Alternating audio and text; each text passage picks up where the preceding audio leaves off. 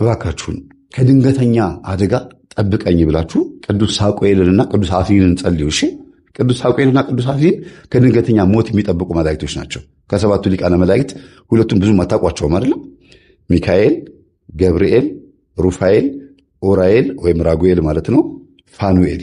ኡራኤልና ራጉኤል ብዙ ጊዜ አንድ አይነት ናቸው የሚሉ አሉ። የተለያዩ መላእክቶች ቅዱስ ኡራኤል እንደ 8ኛ ሊቃነ መላእክት የሚቆጥሩትም አሉ አባቶች። ሁለቱ ራጉኤል ማለት ኡራኤል ነው የሚሉም አሉ። በምክንያቱም ጨረቃና ፀሐይን በማውጣት በመፈራረቅ ቅዱስ ራጉኤል ብርሃናትን በማፈራረቅ ስለሚታወቅ ቅዱስ ኡራኤልም ደግሞ በመባረቅትና በብርሃናት ላይ ስለተሾመ ራሱ ነው ኡራኤል ራጉኤል ነው የሚሉም አሉ። ዞሮ ዞሮ ኡራኤል፣ ራጉኤል፣ ፋኑኤል፣ ሳቁኤልና አፍኒን ስፔሻሊ አፍኒን የሚባለው ማነው ሳቁኤል የሚባለው መልአክ የመላከ ሞትን ያለ ጊዜው መጥቶ የሚቀስፍን የሚገልን መልአክ የሚያባረር ነው። ከድንገተኛ አደጋ መኪና ተገልብጦ ህፃናት ተረፉ ወይም የሆነ ነገር እንደዚህ ሆነ፣ እቃ ወድቆ ልጁ ተረፈ፣ የአይን አምላክ ተብሎ ልክ እቃ ሲወረወር አይን እግዚአብሔርን ያተረፈኝ ትላላችሁ። የሆነ ነገር ሲመታችሁ ወይ ይሄንን ነው የሚመታው። አይናችሁ ጎድጎድ ብላ ስላለች ትተርፋለች የሆነ እቃ ሲወረወር እና ይሄ ድንገተኛ ከሆኑ አደጋዎች የሚያተርፈው ቅዱስ ሳቁኤል ነው። አፍኒንም እንደዚሁ ደግሞ ከድንገተኛ ህመምና ከጠላቶቻችን ያድናል ይባላል፣ ከሴራ ያድናል ይባላል እና ትልቁ ስራቸው ይሄ ነው። ብቻ ከድንገተኛ የሆኑ ነገሮች ያድናሉ ሁለቱ መላእክቶች እና ይሄንን ጸልያችሁ እውነት የመዝገበ ጸሎት ላይ አለ። ትልቅ መዝገበ ጸሎት ላይ ድርሳነ አፍኒን እና ድርሳነ ሳቁኤል የሚላል ወይም መልክዓ አፍኒንና መልክዓ ሳቁኤል ብዙም አይታወቁም። እነዚህ ሁለቱ ሊቃነ መላእክቶች ግን ከሰባቱ ሊቃነ መላእክቶች ውስጥ አንዱ ናቸው። የሚገርማችሁ ይህንን ጸልዩ። እውነት ሁለቴ ቤስታ ሰጥቻችኋለሁ። የአፍኒንና የሳቁኤልን ጸሎትን ጸልዩና ይህንን ፊልም የጋበዝኳችሁን ፊልም እንድታዩት ነው። ሌላው ግን እዚህ በቀል ውስጥ እዚህ የመናፍስት ሴራ ውስጥ ሁለት ነገር እንድታስተውሉ እፈልጋለሁ። የኢዮብ ሚስት ሆናበት ነበረ። እንደ ኢዮብ ሚስት በበሽታ ሲሰቃይ ሲታመም ሲል ምን እዚህ የምታመልከው አምላክህ ወይ አድንህ ወይ ምን አይልህ እንደው ዝም ብለህ ትሰቃያለህ ወይ አይገላግልህ ያለችው ቀን አለ። ምን እያልሽ ነው? እንዴት እንደዚህ ትኛለሽ? የልጆች አባት እኮ ነኝ ምናምን ብሎ ሲላት እንዴት ታዲያ በቃ ሰለቸኝ፣ አሁንም ታመምኩ፣ አሁንም ያለች ደግሞ ያለችው ጊዜ አለ። በጣም ሰልችታ የሆነ ጊዜ ላይ ደግሞ ታሞ እያቃሰተ ዞር ብላ ያላየችው ጊዜ አለ። አንቺ ውሃ እንኳን አስጭኝም ሲላ ጊዜ ተጣልተው ነበር፣ ተኮራርፈው ነበር። የዛን ጊዜ በተኮራረፉበት ሰዓት ላይ እንዲታመም አደረገው። ለምን? ረዳት እንዳያገኝ እንዲሰቃይ እኮ ነው። ባልና ሚስት ደግሞ በተኮራረፉበት ሰዓት ህመም ካለ ከባድ ነው። እልሁ ይብሳል። ውስጧ እያዘነችለት ለባሏ ስለተጣሉ ብቻ። አንዳንድ ሚስቶች በጣም የሚገርሙ ናቸው። ስለተጣሉ ብቻ ምን ያደርጋሉ? ተለጥጠው ይቀመጣሉ። ዝም ብሎ ተሻለ ምናምን ማለት እንኳን ልባቸው አይፈቅድላቸውም። ግትር በቃ። ባልም እንደዚሁ ታማ ከተኛች እያሳለች ምን እያለች እያያት ምን እያላት ዘንብ ገብተው ዝም ብሎ ይተኛል። እንደዚህ አይነት ነገር አለና ብዙ ጊዜ በዚህ ሰዓት በተጣሉበት ሰዓት ህመም እንዲፈጠርበት አድርጎ እንዳታዝንለት እንዳትንከባከበው የማድረግ ነበርና በጣም ይሰቃየ ነበረ ሰውየው። በተለይ ራስ ምታት በጣም ነበር የሚታመመው። የኢዮብ ሚስት ሆናበት ነበር። እንደ ኢዮብ ተሰቃይቶ ነበር የሰው። እግዚአብሔር ሆይ ገላግለኝ እባክህን በቃ ልሙት ያለበት ጊዜም ነበረ። በቃ ገላግለኝ፣ እኔ እንደዚህ ከምሰቃይ ይቅርብኝ በቃ ብሎ ያለበትም ጊዜ ነበር። ለምን ነው የምሰቃየው እንዴ? አንዴ ይሄን ስለው አንዴ ያኛው ይመጣብኛል። ምንድን ነው ምን ሆኜ ነው ይላል። ጸበልም ይሄዳል እኮ እንደ ክርስቲያን ጸበል ይሄዳል። ግን ዝም ብሎ የተፈላሰፈ ሳያምንበት እንደ ተራሱ አለ አይደል? እንደዛ ነው። አንዳንድ ሰው አስቸጋሪ ባህሪ ነው ያለን። ወይ ጨበጥ አድርገን መንፈስ ቅዱስንም ይዘን ወይም ጸበሉን ይዘን አንቀጥልበት፣ ወይ ደግሞ ሳይንሱን ይዘን በሕክምና አንቀጥል። ዝም ብሎ መሀል ላይ የኋላ ኩበት እንሆናለን። እና እንደዚህ ጨካኝ የሆነችበት ሰዓትም ጊዜ ነበረ። ያን ጊዜ አስቦ በጣም ያለቀሰበት ጊዜ ነበርና አሁን የዛሬ 3 ሳምንት የበቀልን መንፈስ ጸበል ሄዶ ተገላገለ። እግዚአብሔር ስሙ የተመሰገነ ይሁን። ዛሬ አቀረብኩላችሁ ማለት ነው። ከ3 ሳምንት በኋላ ገጠመኙን አቀረብኩላችሁ። እኔ መቼ ነበር የማቀርበው ይህን ገጠመኝ ብዬ ጓጓ ነበረ። በጣም ነበር የምጓጓው። ለምን ብትሉ የበቀሉ መንፈስ ሳይወጣ ማቅረብ አልፈለኩም። አንደኛ። ሁለተኛ ነገር ደግሞ ሴትዮዋ ከቆረቡ በኋላ የሚያዩት ህልም በጣም የሚገርም ህልም ነው። እሳቸው ቁጭ ብለው ባልየው እንደሚሞት ምናምን ያሳያቸው ነበረ። ባልየው እንደሚሞት የሚተረጉሙት ነው። ታዲያ ተረጓጎማቸው ይህ ሰውዬ ሊገላገል ነው፣ እኔ እያለሁ ሊሞት ነው፣ እንደው አልወጣልኝም ማለት ነው፣ በቁርባን መንፈሱም አልተሸኘም ማለት ነው እያሉ ነበር የሚያስቡት። ለካ እሱ ውስጥ ያሉት መናፍስቶች ባልየውን ምን ሊያደርጉት እንዳሰቡ ነበር የሚያሳዩቸው። እንዲሞት እንደሚፈልጉ፣ እንደዚህ እንዲገነዝ። ሴትዮዋ ደግሞ ህልም ሲፈቱ ነጭ በነጭ ለብሶ ሲያዩት አይ በቃ ይሄ ሰውዬ ሊሰናበት ነው ይላሉ። ተቃራኒ ነው የሚፈቱት። አንዳንድ እናቶቻችን ህልም አፈታት በጣም ይገርማል። እና ነጭ በነጭ ሲለብስ ለካ ያዩት እሳቸው እሱ ከመንፈሱ ተገላግሎ ነጭ በነጭ ለብሶ ቅዱስ ቁርባን በክብር እንደሚቀበል ነው ትርጉሙ። እና ሴትዮዋ ሲነግሩኝ አይ እኔማ በራሴ እየፈታሁት እየተረጎምኩት በቃ ይሄ ሰውዬ ሞተ አመለጠኝ እያልኩ ነበር አሉ። ማዘር ቤቶት አይመለሱም ስላቸው ጊዜ ኧረ እኔ እዚህ ነው የምሆነው፣ አልፈልግም፣ ቤት አልመለስም፣ ስፈልጉ ሽጡት፣ ስፈልጉ አከራዩት፣ እዚህ ነው የምሆነው ብለው ልጃቸው ቤት ነው ያሉት። አሁን አይናገሩ፣ አይጋግሩ፣ ጻጥ፣ አያኮርፉ፣ ምን አይሉ። ቴሌቪዥን ፈውስ ፕሮግራም ያሉ፣ ስብከት ያሉ፣ ኢዮብ ይመኑ መምህር ኢዮብ ይመኑን ይወዱታል። መምህር ኢዮብ ይመኑን ያዳምጣሉ። የእኛን ገጠመኝ ያዳምጣሉ። በቀን ቢያንስ ወደ 6-7 ትምህርት አዳምጠው ነው የሚተኙት አሁን ባሉበት ሁኔታ ማለት ነው። እና በቃ ኮንሽስሊ ሴትዮዋ መንፈሱን በአይምሯቸው ነበር የሚያዙት የነበረው። ሂድና እንደዚህ አርግልኝ፣ እንደዚህ ወጋልኝ ብለው ሲራገሙ ምን ሲሉ በዛ ነበር የሚያዙት። አሁን እንዴት ብሎ ይታዘዝ? ቅዱስ ዑራኤል ሆይ አንተ አይምሮ ላይ የምታርፍ መልአክ ነህ ተብልሃል። አይምሮ ውስጥ ያለውን ልክ የሆነን ሰውዬ እንዲገልልኝ ሳስበው ሄዶ ግድል የሚያደርገውን መንፈስ አንተ ያዝልኝ ብለው ይጸልዩ ነበረ።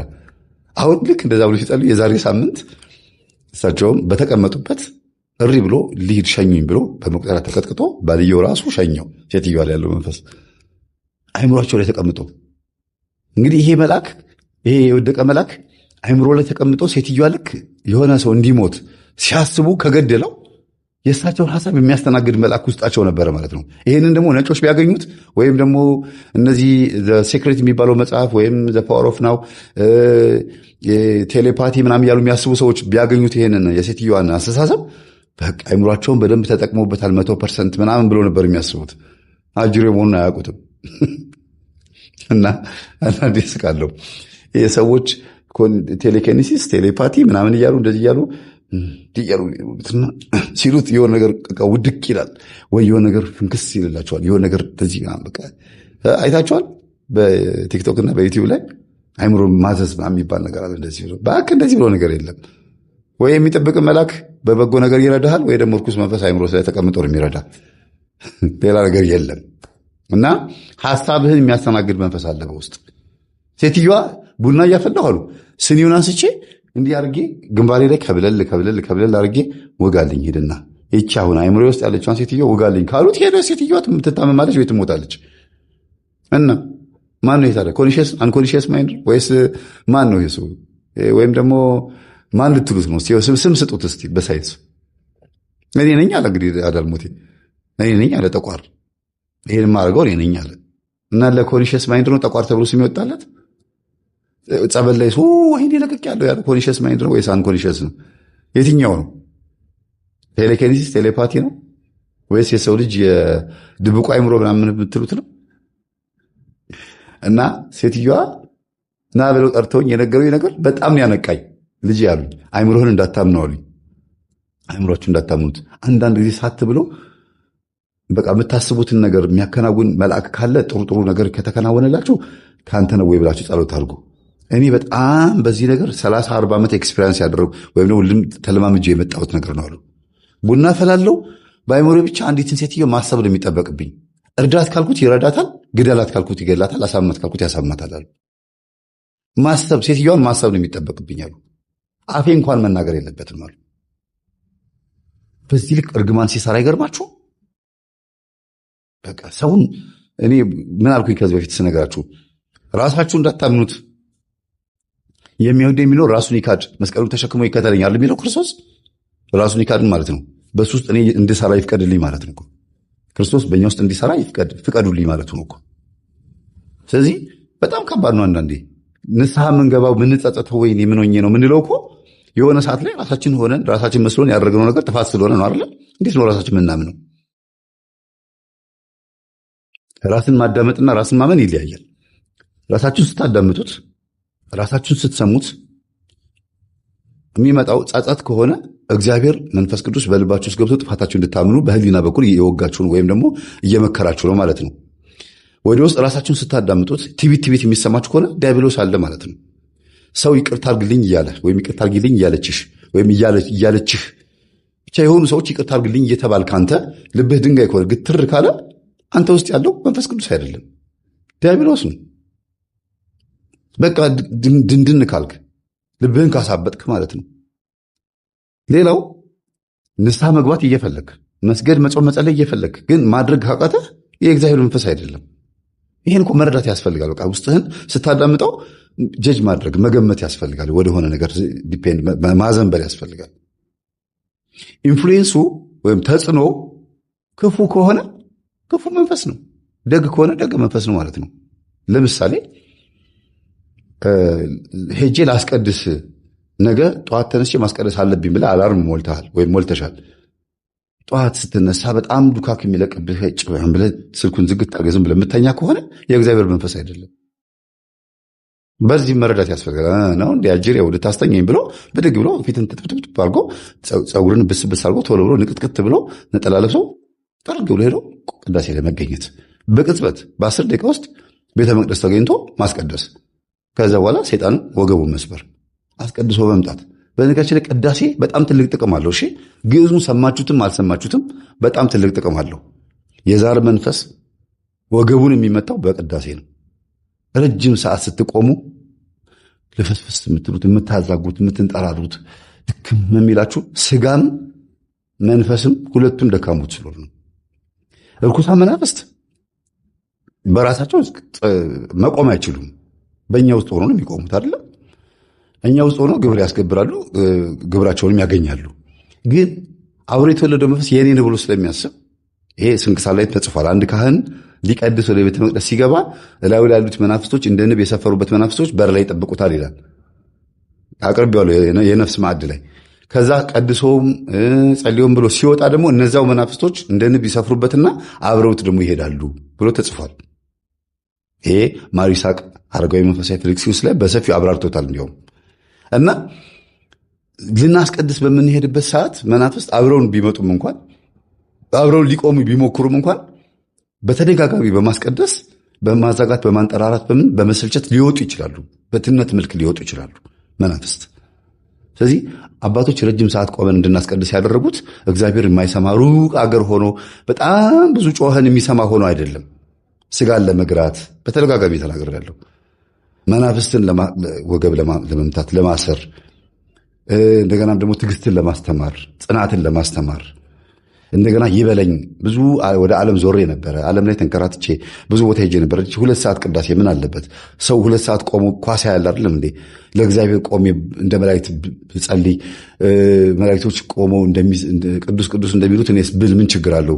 ስጋዬን ለነፍሴ ማስገዛት ግዴታዬ ነው ብሎ ማለትን እንድንማር ነው ቅዳሴው ረዘም እንዲል የተፈለገው። ይህንን ማስተማር በሳምንት 1 ቀን 2 ሰዓት ቅዳሴ መቆም በጣም እኮ ትንሽ እኮ ነው ቤተሰቦች፣ በጣም ትንሽ እኮ ነው። ይሄ በሳምንት 1 ቀን ለ2 ሰዓት ያክል መቆም አቅቶን ከሆነ ጠዋት ተነስተን ኳስ ሜዳ ሄዶ ኳስ የሚጮቱ ጎረምሶች ጋር ለመሄድ የምንፈልግ ጠዋት ተነስቶ ቡና ለመጠጣትም ሆነ ለመዝናናት የሆነ ቦታ ላይ ካፌ ቁጭ ብሎ ጋዜጣ ለማንበብ መጽሔት ለማንበብ ፖለቲካ ዜና ለማየት ምናምን ወደዛ የሚገፋፋን ከሆነ እኛ ውስጥ የእግዚአብሔር መንፈስ እየሰራ አይደለም። በቃ አጅሬው በደንብ አድርጎ እግሩን ዘርግቶ ፍልስፍናውን እያነበበብን ነው ማለት ነው። ስለዚህ ራሳችንን ስናየው ራሳችንን ወደ ውስጥ በመንፈስ ቅዱስ መነጽር፣ በወንጌል በመጽሐፍ ቅዱስ ወይም ደግሞ በእግዚአብሔር ቃል መነጽርነት ራሳችንን ስናየው ብዙ የምንተማመንበት ማንነት የለንም። በቃ እግዚአብሔርን ተደግፈን ነው መኖር የምንችለው፣ በራሳችን የምንቆም አይደለም። ለዚህ ነው ቅዱስ ጳውሎስ ማንም የቆመ ቢመስለው እንዳይወድቅ ይጠንቀቅ ያለው። ማንም ራሱን ማመን የለበትም። ለዚህ ነው የሚወድ የሚኖር ራሱን ይካድ፣ መስቀሉን ተሸክሞ። መስቀሌን አላለም፣ መስቀሉን። የየራሳችን መከራ መስቀል አለን። ለክርስቶስ የምንገልጽበት የፍቅር መስቀል አለን። ራሳችን መስቀሉን ተሸክሞ ይከተለኝ የሚለው። ስለዚህ ክርስቶስን መከተል የምንፈልግ ማተብ አስረን ከሆነ መዳን የምንፈልግ ከሆነ ሰይጣን እንዲወጣልን አይደለም መጸለይ ያለብን። ቆመን የምናስቀድሰው ሰይጣን እንዲሄድልን አይደለም። አምልኮ መፈጸም አለ። ትክክለኛ ለእግዚአብሔር የሚሰጥ አምልኮ አለ።